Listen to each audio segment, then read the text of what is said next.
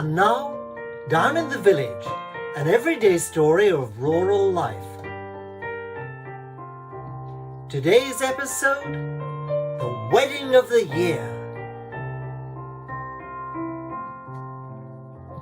It's what they're calling it, the wedding of the year. Well, of course, Lady Chow is trying to get it into Hello Hello magazine, so who can tell?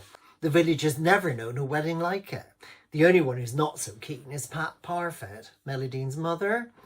Well, she reckoned Melodyne's too young to be making such a big commitment. I said, well, she has known Darren since they were both kiddies. Some people do meet a life partner and just live with them happily ever after, even today. That's all very well, she says. But what if she turns out to be more like her dad? You know, who ran away with what's her name from the chemist and hasn't been seen since. Which is why the Chows are paying for the wedding. You know Lord Chow, Mr. Chow as was, from the takeaway and the video shop and the international chain of DIY mega markets. And his new airline, takeaway air.chow. They'd fly to Asia, China and Korea. He and his wife Miriam dote on their Darren, of course, which is why they're spending a fortune on the wedding. It's all anybody can talk about, certainly on Saturday afternoon. Well, we had an afternoon working on the next show that the Society is presenting. It's CAPITAL KAPITAL. Yeah, I'm not surprised you haven't heard of it. It was chosen by Michael Biggleswick from the new university, very arty. He'd been taken to London to see it for passing his 11 plus back in the 1960s. It's what made him an armchair socialist, he says. Mind you, you might think it would be really serious, what with it being about Karl Marx's life in London. But most of the songs are really upbeat and jolly. It's all a bit tiring. There is one song that you might have heard. The colour of your smile. Yeah? It was nearly a hit for Lulu. It's sung by Melodyne as young Lucy, and they put the date of the wedding back for 2 weeks so she can be in the show. The show was actually a big flop, but it's not that bad. Well, I can't speak for our production. I'm doing the music as usual. Michael Biggleswick said I'd be Lennon to his... Well, I thought he was going to say McCartney, but he said Trotsky.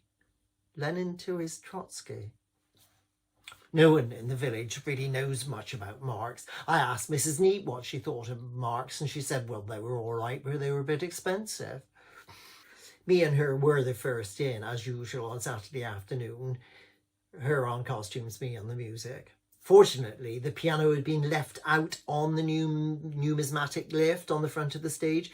It's stored in the area under the stage because it could be quite a problem if you had to roll it across the stage itself. The stage at the Chow Centre, you know, the new arts, it used to be the Arts and Leisure facility just around from Johnny Palmer's barn.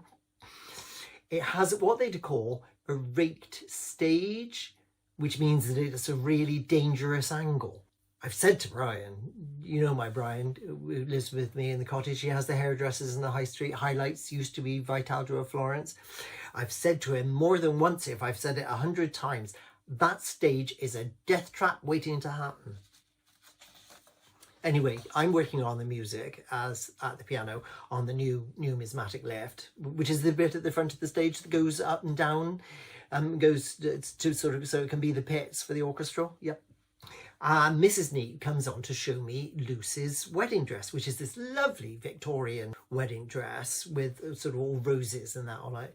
Well, I told her that it was lovely. Well, she does lovely work, lovely. And she says yes, as she says, and goes all funny. Are you and Brian going to be getting married? She says. I said, pardon? And she said, well, you know, I thought you and Brian might be. Well, just at that minute, Mrs. Jones turns out. Prune Jones, the editor's wife, thinks she's the star. She takes one look at the wedding dress and says, oh, is that for Melodyne? I hope she'll be able to get into it.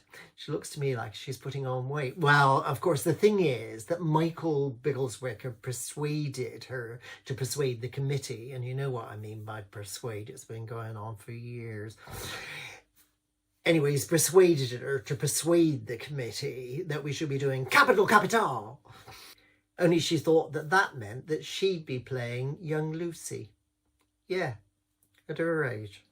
He's not exactly smooth things over by giving her the comic lead either. Mrs. Tuppence at the tavern. Well, it's a pub, but they call it a tavern, where Marx and Engels first meet for a pint. She's the one who sings... Oh, Mr. Marx, what a naughty man you are, with your naughty big cigar. How's your father, Mr. Marx? Yeah, we run through the song. She's very good. You have to go for that. Up to the point where she sings, take it slow, Mr. Marx. Yeah, which is where the chorus should come in.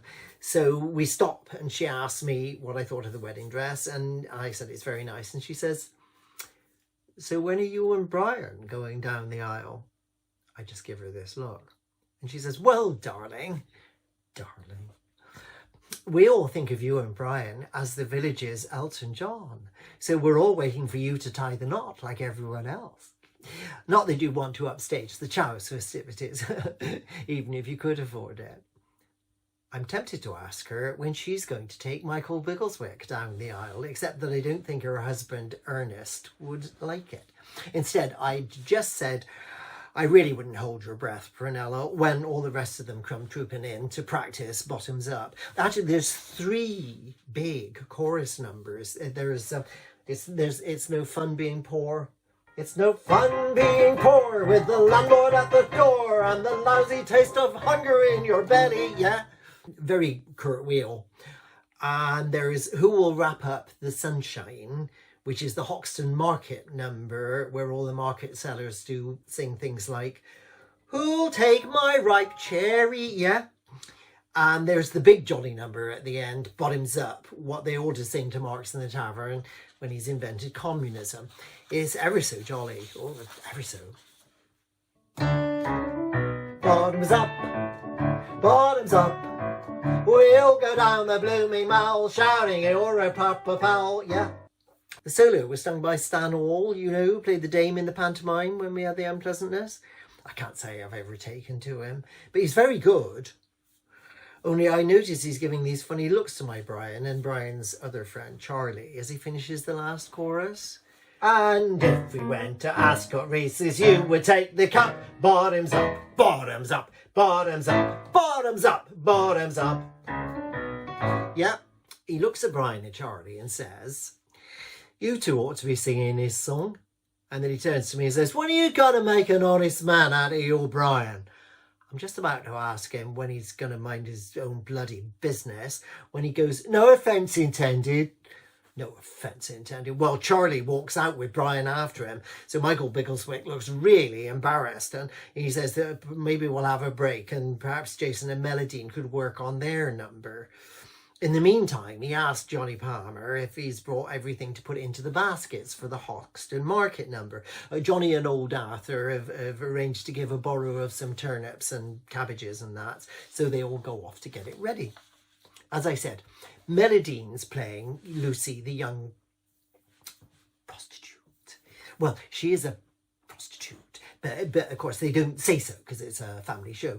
And Jason Ledbury from the library, he's playing Lord Edward Browning, who falls in love with her. Oh, Melodyne's really touching when she sings, how could a gent like him ever love a working girl? Yeah. But at the end, of course, my Brian, as Karl Marx, intervenes for them by inventing communism, which is when he sings, if I had my way, there'd be a rainbow every day, and the workers would own the means of production. Yeah. Which leads to Lord Edward and Lucy being able to get together and sing the big reprise of The Colour of Your Smile. Yeah. Well, they sing it and they get to the end, and he kisses her, and well, they stand there really going at it long after the music's finished. Hello, I thought. And you could see that Michael had noticed as well, because he practically had to pry them apart. I think we'd better get on to the Hoxton Market number, he says, which is Who Will Wrap Up the Sunshine? And it's sung by Brian as Karl Marx as he's going through the market with everyone singing their chants. My cherry, I've still got my cherry. Crabs, crabs, who wants crabs from me? Which is what leads him to invent dialectical materialism. Michael wants to run the whole number on the rake stage because we practiced on Tuesday night at the top H, which is flat. He asked me to take the piano down on the numismatic lift so he can see clearly what the number looks all like with the barrows and the baskets and that. It's quite difficult music, so I asked Mr. Lovell from the bank if he'd mind coming down and turning pages for me. He isn't in the number because he's playing Viscount Browning, Lord Edward's stern Victorian father. We go down on the numismatic lift, and I just started playing with Mr. Lovell standing by me, and well, I heard the rumbling even out over the music, and I thought, that's never them dancing, surely, when there's this terrible yell as a great big green cabbage comes flying out of nowhere, slaps Mr. Lovell in the face and knocks him flat. Well, I stopped and looked up to see where it had come from, and the next minute there's this wild avalanche of turnips and potatoes and cabbages hurtling towards us, bouncing and rolling, bombarding us from all angles over the edge of the rake stage. Well, fortunately, I managed to get down behind the piano, but Mr. Lovell took the brunt of it. By the time it's finally finished, everybody on the stage is laughing like mad things, though Mr. Lovell looks as though he's been buried by the Harvest Festival. When he came to, he'd got some really nasty bumps, so Mrs. Neat took him off to the Chow Walk-In Medical Centre. It used to be the cottage hospital, and he should recover. Michael calls out to Johnny Palmer and old Arthur that they're going to have to find a way to make sure everything keeps in the barrows and baskets, and I said, yeah. So Michael looks at me and says, he'll make me a cup of coffee down in the kitchenette. We go down, and he puts the kettle on, he says, I'm not too sure that the Marxist message really comes across in this piece, you know. I didn't say nothing. So he goes on making the coffee, and then he says, Prue tells me that you and Brian have decided against a swivel partnership. Has she? I said, more than a bit taken aback. Gossip in this village travels faster than those bloody turnips. Oh, no, it's not gossip. We all care about you. I just think you ought to reconsider. It's only like getting married after all, and surely you're not afraid of standing up and making a commitment. Think of the tax advantages and death duty. I mean, the cottage is a nice little piece of property now. It would be awful if one of you had to move out if something happened. To be honest, Rachel and I have been to see our accountant about the place in Tuscany to see if there's any way. Oh, you do still see your wife then, I said. How do you mean? He said. I ignored that. Look, Michael, don't talk to me about Brian and I standing up and making a commitment. We've been having to stand up and make a commitment every bloody day of the 26 years we've been living together in this village. I don't remember anybody from the village going up and marching through the middle of the city for our swivel rights when we got together 26 years ago. What we have is a damn sight stronger than a lot of marriages, because we've not only had to fight for it, we've had to make up our own rules as we went along. But as far as doing it for the legal side, so we can finally name one another as next of kin, etc., etc., etc., we signed all that over 3 months ago. So now, Michael, you can be the very first to tell everybody else, and I hope you're all going to be very happy, and shut up about it.